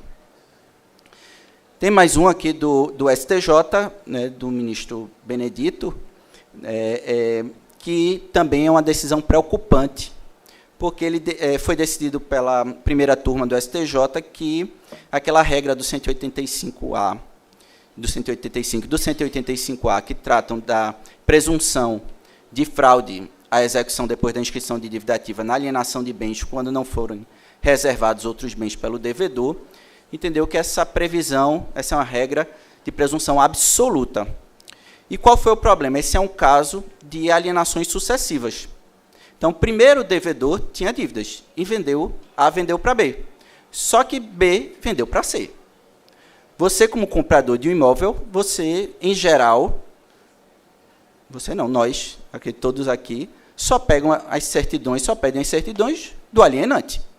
Então, só vou pedir de quem me vendeu.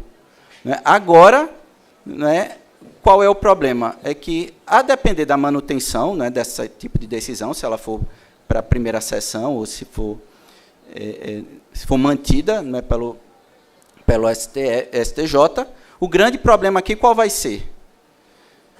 você vai ter que ver toda a cadeia de alienação daquele bem. Pegar a certidão desde as caravelas, né, até hoje. Esse é um grande problema aqui. E aí eu tenho duas aqui do STJ, ou do STF, desculpe, do Supremo Tribunal Federal. A primeira foi em repercussão geral, né, que decidiu que as regras de prescrição intercorrente, que foram incluídas no artigo 40 da Lei de Execução Fiscal, são constitucionais. Né? Então, isso deixou todo mundo de cabelo em pé, porque eu fiquei imaginando se o Supremo dissesse, não é, que era inconstitucional. Eu tenho que desarquivar milhões e milhões de execuções fiscais que estão arquivadas há quantos anos? Há 20 anos, desde a alteração em 2014, ou, desculpe, 2004.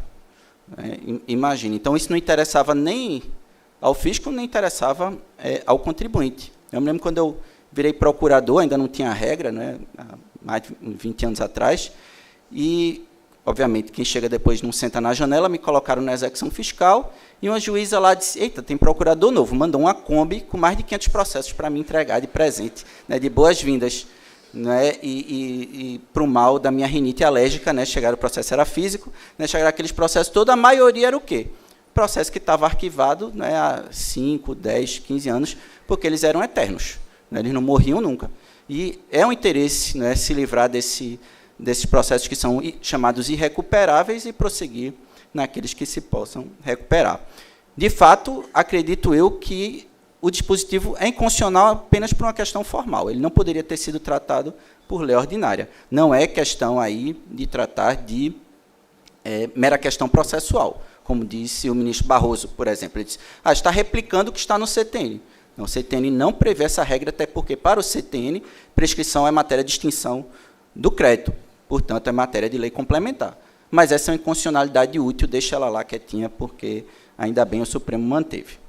E aí, para terminar, prometo que meu tempo já está esgotado, a última não é uma decisão, mas está pendente, aí é uma decisão porque afetou, não é, a repercussão geral lá no Supremo, que é o tema 1204, que o Supremo vai discutir a regra do CPC, não é, quanto à obrigatoriedade da execução fiscal ser proposta ou no fórum do domicílio do réu, no da sua residência ou no lugar onde ele for encontrado.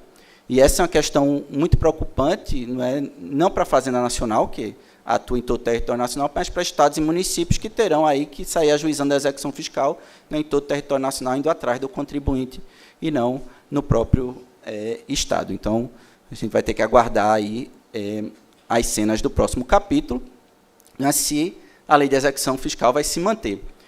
Só para concluir, aproveitei o voo de Recife para cá, aí vim terminando um livro que é de um prêmio Nobel de Física, o nome dele é Steven Weinberg, e ele vinha dizendo lá que a ciência ela só prossegue com observação e experimentação, que a gente precisa aprender com nossos erros.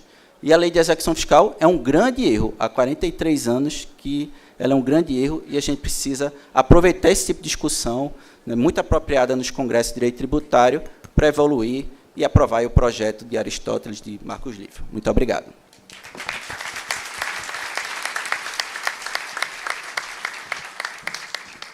Parabéns, Paulo, pela excelente abordagem do tema, com referência à mais recente jurisprudência. Eu gostaria só de fazer um comentário a respeito das garantias no âmbito da execução fiscal e as garantias oferecidas no âmbito de uma recuperação judicial, por exemplo, que é uma situação clara de inadimplência fiscal. Na recuperação judicial, a experiência tem mostrado que a Fazenda Nacional tem sido muito mais aberta à discussão de diversas modalidades de garantia. Então, desde o oferecimento de marcas até percentuais da receita, então, sempre com o objetivo de viabilizar a transação e até mesmo, em alguns casos, a autorização legal que existe para dispensar, se assim concluir, o oferecimento da garantia. Então, parabéns mais uma vez. Agora passamos ao nosso amigo Daniel Ávila, que falará sobre os diferentes contornos normativos e efeitos no direito tributário da inadimplência fiscal, ficando livre, naturalmente, também para fazer algum comentário a respeito de algum dos temas suscitados anteriormente, observando, naturalmente, o tempo que se lhe é atribuído. Obrigado. Boa tarde, senhores. É um verdadeiro, mais do que um prazer, um privilégio estar aqui com os senhores, compartilhando algumas ideias aqui nessa tarde. Agradeço o convite para participar do evento, a pessoa do André, que está aqui como presidente da nossa mesa. E eu vou falar brevemente, eu vou tentar observar o tempo, tá? Mas antes é preciso fazer um disclosure. Todos vocês, em grande maioria, são advogados privados. E vocês reclamam do prazo em dobro da Fazenda Pública. Vejam a cilada em que eu estou aqui. Primeiro, o escol dos palestrantes que me antecederam, todos advogados privados. Cada um com alguma observação dirigida à Fazenda Nacional, muito cordatos, pautados pela consensualidade, mas respostas a se esperar. E eu tenho os mesmos 15 minutos. Então, eu não vou gastar mais muito tempo com isso. Tá? A minha palestra vai seguir o seguinte roteiro. Primeiro, a gente apresenta o objeto. O que eu pretendo falar? Eu pretendo trazer aqui algumas considerações sobre o marco regulatório da inadimplência fiscal sob a perspectiva da dívida ativa da União. Né? Falar sobre inadimplência fiscal exige alguns acordos gramaticais, porque, afinal de contas, pode ser tudo, pode ser nada. Inadimplência fiscal é um tema amplíssimo. E, justamente, em prol de que a gente aqui não enfrente ruídos, o objeto é esse. É claro que algumas considerações talvez sejam comuns à inadimplência que se dá no âmbito da Receita Federal, da Secretaria de Fazenda, mas a gente tem aqui como principal objeto a inadimplência dentro da dívida ativa. E digo isso pelo seguinte: a Procuradoria da Fazenda Nacional, desde os idos de 2010 e desde antes, lembremos aqui que a primeira tentativa que eu tenho notícia de implementar a transação tributária se deu no âmbito do Pacto Federativo proposto, então, pelo ministro da AGU, Luiz Inácio Adams, em 2009. E foi bastante combatida no contexto da sociedade. A doutora Fernanda, por exemplo, estava escrevendo a sua dissertação de mestrado ainda, Fernando, era o doutorado sobre o tema. Doutorado sobre o tema, e daí já se vão 14 anos. Cada vez melhor como vinho. E, até aqui, evoluiu-se muito pouco, até o advento da lei do contribuinte legal. Então, a Procuradoria, já em diversos momentos, parou para refletir sobre os marcos normativos que trariam a esse ambiente de inadimplência um outro resultado. Um desses momentos de reflexão foi 2018. Até ali, havia-se avançado em alguns instrumentos de consensualidade mais timidamente, e a perspectiva que nós nos encontramos era mais ou menos a seguinte, sob a minha percepção. Tá?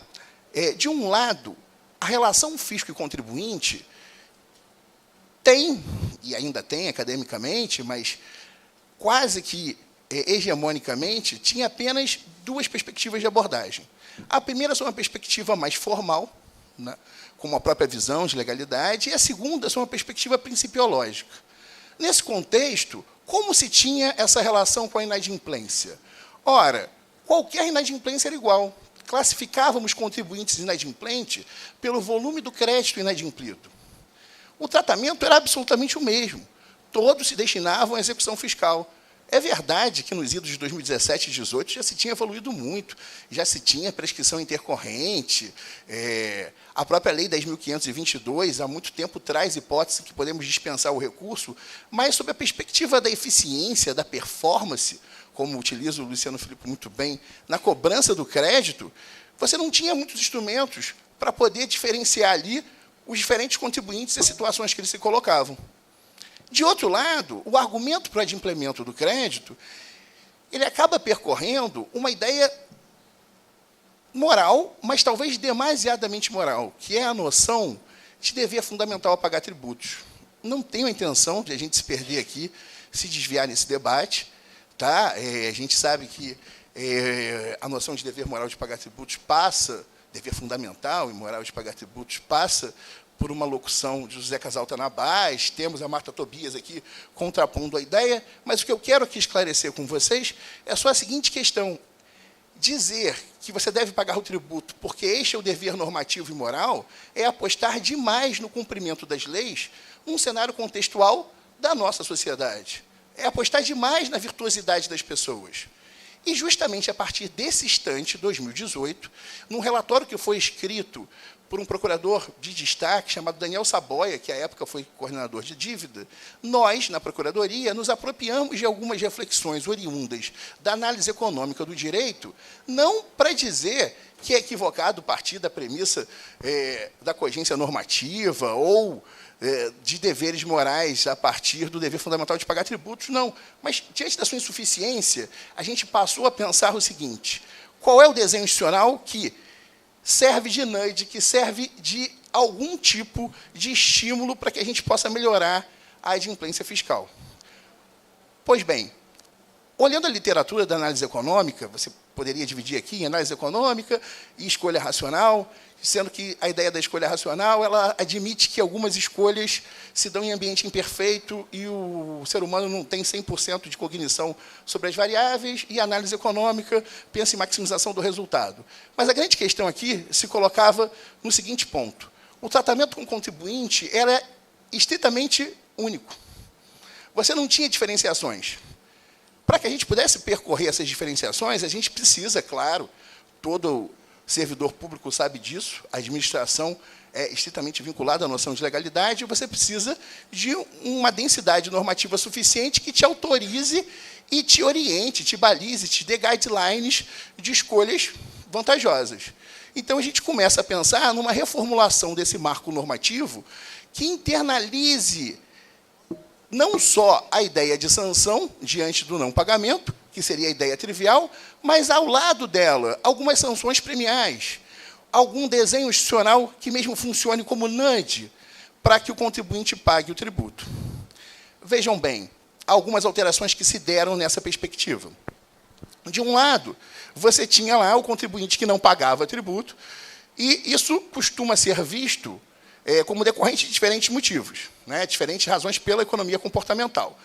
Primeiro, baixa vinculação à legalidade, depois alguns motivos morais mesmo, alguns motivos causais e contextuais. Então, você compara contribuintes que pagam e que não pagam dentro daquele mesmo cenário, e o que não paga tem vantagens do ponto de vista do contexto geral.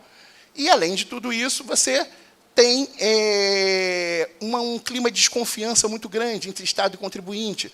Então, essa animosidade impede que você tenha uma identificação de lado a lado com a norma e gere uma maior vinculatividade à aplicação da norma.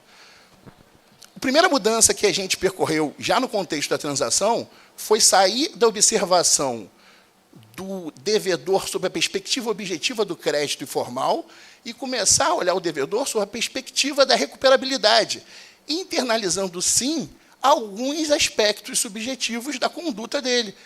Ainda não chegamos ao ponto, né, de, para a imputação da responsabilidade, a gente conseguir desenhar 100% da conduta, por exemplo, do administrador na ocorrência do ilícito, o que, academicamente, eu concordo bastante que foi a ideia, pelo menos, de Rubem Gomes de Souza, lá ao elaborar o 135. Mas conseguimos pensar numa noção de recuperabilidade de crédito, que internaliza alguns comportamentos e que, a partir de Big Data, então a tecnologia foi fundamental nesse sentido, nos permite identificar indícios objetivos de capacidade de recuperação e de não recuperação. Bom, conseguimos diferenciar nossos devedores em algum sentido. Ao lado disso, adotamos diferentes práticas e comportamentos.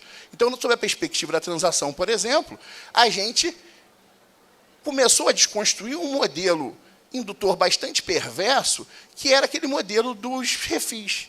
Qual é o grande problema do refis? O grande problema do refis é que, por mais que você fale para o empresário que ele deve pagar em razão do dever moral de pagar tributos, o empresário tem um dever racional de manter a empresa dele aberta. E, diante de um cenário de crise econômica, ele faz conta. E, fazendo conta, o refis acaba servindo como um indutor bastante negativo de que ele pague o Estado e não o banco. De que ele pague o Estado e não seus credores. Nos Estados Unidos, ainda a inadimplência é muito menor. Claro, o juros bancário é baixo e não pagar o fisco da cadeia. Você penhora a conta das pessoas. No nosso modelo normativo, e não adianta você falar, olha, seja virtuoso, pague tributos. Claro, pague tributos. Mas você precisa gerar um desenho em que pagar tributos não seja uma escolha de sacrifício em prol de um benefício no futuro coletivo. Isso exige demais da moral das pessoas. E, nesse contexto, a gente desloca as discussões de remissões, de renegociação de dívida para a transação e ainda é uma batalha que, por hora, está vencida, mas ainda não está esgotada, tentando afastar uma espécie de benefício fiscal generalizado. Outra mudança significativa, para que a gente não vai conseguir esgotar isso mesmo, é você começar a perfilar o valor da adimplência fiscal. Talvez vocês não tenham se percebido, mas há uma portaria, que é a 6757, que, na verdade, ela está aqui regulamentando a alteração que foi introduzida na 13.988, que passou a trazer a possibilidade de que contribuintes que estão adimplentes com seus parcelamentos possam migrar de parcelamento sem abrir mão das vantagens ali já gozadas no âmbito do seu pagamento, o que é uma vantagem absurda. Se os contribuintes todos tivessem se percebido disso, todos os clubes de futebol teriam migrado para o PERSE, porque o Botafogo fez, o quadro é absurdo, porque você mantém os descontos que estavam até ali. Mas é o valor da adimplência. Alinhado com isso, o STF, gostemos ou não, recentemente, afasta a punibilidade, inclusive, do parcelamento, assumindo a lógica de que o contribuinte que está parcelando está caminhando no sentido da adimplência. E se o grande valor dessa relação fiscal não é a punibilidade, é a adimplência, esse é o comportamento esperado, a gente afasta a punibilidade. Me parece aqui que a Corte andou bem, sob essa perspectiva. Há muita coisa a se percorrer? Há. A gente ainda tem pensado em várias alterações desse desenho regulatório? Não resta dúvida. É preciso, por exemplo, que se aperfeiçoe essa noção de capacidade de pagamentos de uma forma mais discursiva. O Dr. Marcos Livre lembrou muito bem aqui, não é que você não conheça o algoritmo. Para quem trabalha com transação, vocês verão lá no Regularize, você clica, tem capacidade de pagamento, e ela vai te dar um algoritmo quase indefasável, né, mas você consegue entender as variáveis e os números. Só que ele é sujeito a críticas e há vários aperfeiçoamentos a serem realizados. Um que está em gestação e deve advir muito em breve, é a possibilidade de internalizar na recuperabilidade do crédito a litigiosidade, a chance de eficácia do ganho para a Fazenda Pública daquela discussão e o grau de litigiosidade da matéria. Seria um grande ganho isso. Você já tem algumas hipóteses, assim, hipóteses de recuperabilidades objetivas. Você coloca toda empresa em recuperação judicial como um crédito recuperável, toda empresa em falência como crédito recuperável, toda empresa baixada, inapta, veja bem, inapta, ele deixou de apresentar algumas declarações, ele pode ali restabelecer aquelas declarações, mas foi um corte objetivo, inapta, crédito recuperável. É uma questão em aperfeiçoamento. E esse aperfeiçoamento depende muito de eventos como esse e dessa relação que começa a se aprofundar agora, que é uma relação de consensualidade e mais do que consensualidade, confiança. É afastar uma desconfiança. Adam Vermeulen, ele tem um texto sobre formalismo que ele diz que uma das causas do formalismo é justamente a desconfiança. E diante de uma desconfiança acirrada, a gente fica só com o texto da norma. A gente vai para a perspectiva mais formal. Num ambiente de confiança, a gente pode externalizar dúvidas, afastar problemas.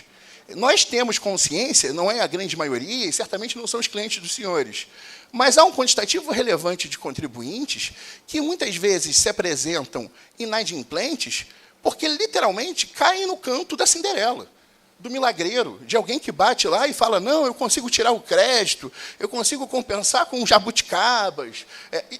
Esse pensamento seduz porque é o contexto que nós estamos inseridos. Porque o pai dele diz, não, alguém fez isso para mim. Então, a gente tem que entender, eu costumo dizer isso e não consigo me afastar aqui de dizer novamente, que as mudanças de comportamento são como parar um navio no cais. Elas exigem muitos movimentos coordenados. Se você resolver parar um navio no cais em cima da hora, você entra cais adentro. Nós estamos no meio de uma mudança de comportamento, no meio de uma mudança de marcos regulatórios e de culturas institucionais. Talvez por isso tenha uma impressão de falta de governança. Você destacou bem isso, Marcos. Você tem uma posição de um procurador e outra posição de outro. De fato tem. Hoje a gente já tem até um núcleo nacional de negociação. Recentemente a gente regionalizou no que diz respeito à transação, que não é o único objeto aqui dessa mudança de marco regulatório, mas é o que está mais em destaque.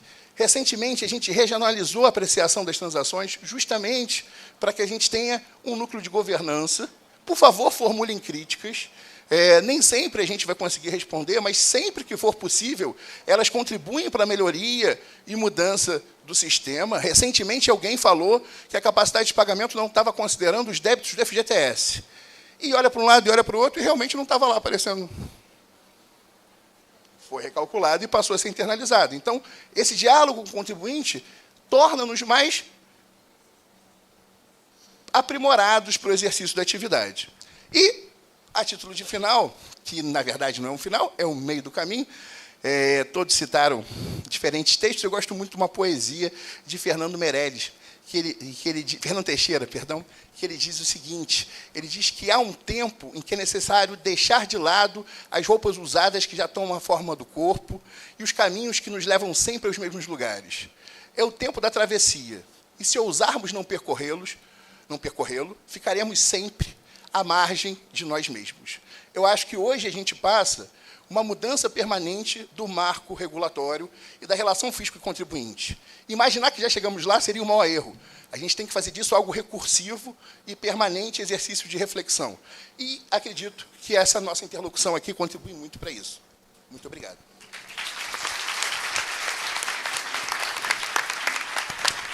Parabéns, Daniel.